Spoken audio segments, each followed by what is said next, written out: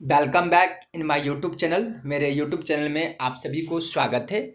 आज मैं स्टार्ट करने वाला हूं रेजिडेंशियल स्टेटस, जो बिहार में होने वाला एग्जामिनेशन एसटीईटी कॉमर्स का जो एग्जामिनेशन होने वाला है, जो टियर 4 का जो एग्जामिनेशन होने वाला है, उससे संबंधित ये टैक्सेशन की क्वेश्चन है। टॉपिक का नाम है रेजिडेंशियल स्टेटस और साथ साथ इसको एक्सप्लेन के साथ साथ कुछ एमसीक्यू क्वेश्चन भी मैं लेके आया हूँ, इसलिए आप लोग स्टार्ट से लेकर एंड तक देखेंगे। और जो भी रेजिडेंशियल स्टेटस के साथ साथ जो भी एसटीईटी से रिलेटेड जो भी टॉपिक होते हैं, उन तमाम टॉपिकों को मैं टाइम टू टाइम अपने यूट्यूब के माध्यम से आप लोगों तक पहुंचता हूं।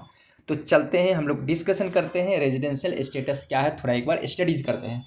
कहता है, देखेंगे यहाँ पे, कहता है tax payer would qualified as a resident of India if he satisfied one of the following two condition.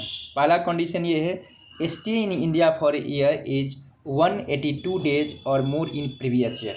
ठीक ना, वो इंडिया में कम से कम उसको प्रीवियस ईयर में होनी चाहिए 182 दिन और उससे ज़्यादा होनी चाहिए। दूसरा कंडीशन ये है, stay in India for the immediate 4 preceding years is 365 days और मोर एंड 60 डेज और more in the relevant financial year. यानी कि ये कहना चाहता है कि उसके साथ ही साथ वो प्रीसीडिंग 4 वर्षों में 365 दिन होनी चाहिए या 60 दिन होनी चाहिए ड्यूरिंग फिनेंशियल ईयर में, तब वो क्या माना जाएगा, रेजिडेंट माना जाएगा। यदि इन दोनों में से कोई एक भी कंडीशन सेटिस्फाई नहीं करता है तो वो क्या कहलाएगा, वो कहलाएगा आपको नॉन रेजिडेंट कहलाएगा। हमेशा याद रखें, इन दोनों में से एक आपको कंडीशन फॉलो करना है। एक क्या कंडीशन है, इसमें 2 कंडीशन है।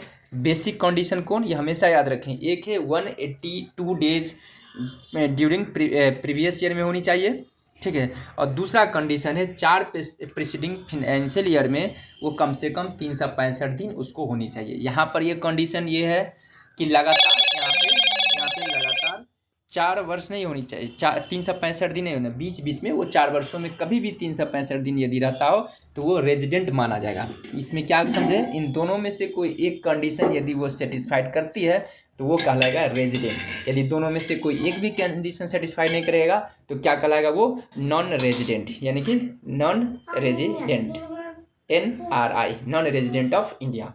ठीक है, आई होप आपको बातें समझ में आ गया होगा। इन दोनों में से एनी वन कंडीशन सेटिस्फाइड होनी चाहिए। आगे चलते हैं, फिर 1 बाय 1 समझेंगे। फिर देखेंगे यहाँ पे क्या कहता है, ठीक ना, कहता है ऊपर देखेंगे, यहाँ पर कहता है, if an individual qualifies as a resident the next step कहता है is to be determined if he is a resident and ordinary resident of resident but not ordinary resident। कहने का मतलब ये हुआ कि यदि उन दोनों में से कोई एक कंडीशन सेटिस्फाइड कर लेती है तो वो उस रेजिडेंट कहा जाता है। और रेजिडेंट को फर्दर 2 भागों में क्लासिफाइड किया गया है। देखेंगे यहाँ पर लिखा हुआ रेजिडेंट, कहता है RNOR, मतलब resident but not ordinary resident. ROR का मतलब है रेजिडेंट एंड ऑर्डिनरी रेजिडेंट। ठीक है ना, तो कहता है कि यदि उन दोनों में एक कंडीशन सेटिस्फाइड करने के अलावा यहाँ पर 2 और बेसिक कंडीशन वो फुलफिल कर लेती है तो वो क्या कहलाएगा, रेजिडेंट एंड ऑर्डिनरी रेजिडेंट कहलाएगा। क्या समझे, रेजिडेंट एंड ऑर्डिनरी रेजिडेंट क्या कहलाएगा, रेजिडेंट एंड ऑर्डिनरी रेजिडेंट कहलाएगा, यानी कि ये वाला कहलाएगा। ठीक है, अगर इन दोनों में से एक भी कंडीशन डिफॉल्ट करती है तो क्या कहलाएगा, resident but not ordinary resident. तो क्या है 2 कंडीशन, वो देखिए, he has a resident of India in at least 2 out of 10 years immediately previous year। यानी कि वो लगातार पिछले 10 वर्षों में वो 2 वर्ष यदि वो इंडिया में रहता हो। साथ ही साथ ही stay in India for at least 730 days in 7 immediately preceding year, यानी कि पिछले 7 वर्षों में वो 730 दिन या उससे ज़्यादा दिन रहता है। ये दोनों कंडीशन यदि वो सेटिस्फाइड कर लेता है तो क्या कहलाएगा, रेजिडेंट एंड ऑर्डिनरी रेजिडेंट। यदि इन दोनों में से एक भी कंडीशन सेटिस्फाइड नहीं करती है या डिफॉल्ट कर देती है तो क्या कहलाएगा, resident but not ordinary resident. अब आगे हम लोग चलते हैं, ठीक ना, इसलिए कहता है, देखिए यहाँ कहता है, therefore there are 3 situation in which an individual is said to be resident and not resident and ordinary resident. ठीक है, अब आगे बढ़ते हैं।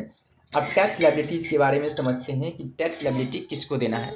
तो रेजिडेंट एंड ऑर्डिनरी रेजिडेंट को कहता है resident and ordinary resident will be charge to tax in India on his global income earn in India as well as कहता है इनकम अर्न आउटसाइड इंडिया। कहता है रेजिडेंट एंड ऑर्डिनरी रेजिडेंट जो person होंगे उसको ग्लोबल लेवल के income पर tax देनी पड़ती है। मतलब ये कि वो इंडिया के इनकम यदि अर्निंग कर रहा हो और साथ साथ आउटसाइड इंडिया में, तो दोनों पे उन्हें टैक्स देनी पड़ती है। इसलिए एक चीज़ याद रखेंगे, जो रेजिडेंट एंड ऑर्डिनरी रेजिडेंट होते हैं वो दुखद व्यक्ति कहा जाता है। टैक्स के पॉइंट ऑफ व्यू से याद रखेंगे, दुखद व्यक्ति का सेंस ये हुआ कि उन्हें कहीं से भी वो अर्निंग करेंगे तो उन्हें टैक्स देना पड़ेगा इंडिया में। ठीक है, अब आगे हम लोग चलते हैं। तो ये क्या है? दुखद व्यक्ति, दुखद आत्मा, दुखद है, क्या है? दुखद आत्मा, दुखद व्यक्ति। ठीक ना, क्योंकि बेचारे को दोनों जगह टैक्स देनी पड़ती है। ठीक है, अब आगे बढ़ते हैं। Resident but not ordinary resident, there is a things line the taxability of income between resident और ordinary resident on below income, इस तरह से दिया। तो यहाँ पर देखेंगे, ये कहानी है कहने को, लेकिन मैंने यहाँ पर देखिए हाईलाइट किया है, इस चीज़ को याद रखेंगे। Resident but not ordinary resident में क्या होता है देखेंगे। यहाँ जो मैंने हाईलाइट किया हूँ इस पर आप सिर्फ फोकस करिए। ठीक है, इन चीज़ों पे। ठीक ना, देखिए यहाँ पे कहता है टैक्स चार्ज और imposed on income earn in India as well as income earn outside India but business control and management in India. यहाँ पर हमेशा याद रखेंगे resident but not ordinary resident में क्या होगा कि वह व्यक्ति सिर्फ और सिर्फ इंडियन इनकम पर टैक्स देगा, लेकिन फॉरेन का भी टैक्स देगा वैसा इनकम पे जिसका बिजनेस का कंट्रोल एंड मैनेजमेंट यदि इंडिया से हो तो उन्हें क्या करना पड़ेगा, उन्हें फॉरेन इनकम पे भी टैक्स देना पड़ेगा। ठीक है, नॉन रेजिडेंट में समझेंगे वो सिर्फ और सिर्फ इंडियन इनकम पर टैक्स देगा। देखेंगे यहाँ पर एकदम सिमिलर याद रखेंगे, यहाँ पर थोड़ा कन्फ्यूजन होता है, कन्फ्यूजन होने का कोई आवश्यकता नहीं, क्योंकि यहाँ पे अपने लोग को याद रखना रेजिडेंट एंड ऑर्डिनरी रेजिडेंट ऊपर वाला और नीचे नॉन रेजिडेंट को। Non resident and ordinary resident एक दुखद व्यक्ति है, उन्हें सभी इनकम पर टैक्स देना है, और नॉन रेजिडेंट का मतलब जो और निवासी है तो इंडिया इनकम पे ही देगा, इंडिया के सिर्फ इनकम होगा तभी टैक्स देंगे। तो वहाँ समझेंगे जो रेजिडेंट एंड ऑर्डिनरी रेजिडेंट में क्या होती है वो दोनों पर टैक्स देंगे, और नॉन रेजिडेंट सिर्फ इंडियन इनकम पर देगा tax. Resident but not ordinary resident भी याद रखेंगे जिसका कंट्रोल एंड मैनेजमेंट इंडिया से होगा तभी देगा, इसमें यही ध्यान रखना है। ठीक है, अब हम लोग आगे बढ़ते हैं। नॉन रेजिडेंट में देखिए कहता है, नॉन रेजिडेंट में कहता है यहाँ पे देखिए, a non resident will be charge tax only on the income receive India और source of income receive from India, however income earn outside India having no connection with India is not taxable. अगर income connection India से नहीं है तो उसको tax नहीं देना पड़ेगा। अब आगे बढ़ते हैं, थोड़ा MCQ क्वेश्चन है उस पर हम लोग थोड़ा फोकस करते हैं। ठीक है, क्वेश्चन नंबर 1 देखिए क्या कहता है। Which of the following is a criteria for determining the residential status of an individual under the Income Tax Act 1961? देखें कहते हैं age of the individual, duration of stay in India during the relevant financial year. तो क्या है duration, इसका answer B होगा। I hope आपको समझ में आ गया होगा। मैं आगे बढ़ता हूँ, फिर देखेंगे एकदम ईजी क्वेश्चन है। ठीक है, क्वेश्चन नंबर नेक्स्ट में मैं चलता हूँ। देखिए दूसरा में क्या कहते हैं, An individual is considered a resident in India if they stay in India for a minimum of how many days during a financial year। कहता है एक पर्सन रेजिडेंट इंडिया का कहलाता है कितने दिनों उनको रहना पड़ेगा फाइनेंशियल ईयर में, तो कितना है 182 डेज। ठीक है, बहुत ही आसान क्वेश्चन है सर, हाँ एकदम इजी क्वेश्चन है। क्वेश्चन नंबर 4, चूँकि तीसरा यहाँ पर मैंने नहीं लिखा हूँ, आप लोग से अवगत करा देते हो, एक ही दम 4 पे आ रहा हूँ। What is the maximum number of years in individual can be classified as a resident but not ordinary resident in India? Maximum कितना, तो 10 वर्षों तक का होता है। ठीक है, यहाँ पर आंसर नंबर कितना होंगे, यहाँ पर 10 ईयर्स होंगे। सी 5 7 10 3 रेजिडेंट का जब कैलकुलेशन होती है तो मैक्सिमम 10 वर्षों तक का ही समय अवधि को देखी जाती है। ठीक है, अब मैं चल रहा हूँ नेक्स्ट क्वेश्चन की ओर, 5 नंबर क्वेश्चन की ओर मैं चलूँगा।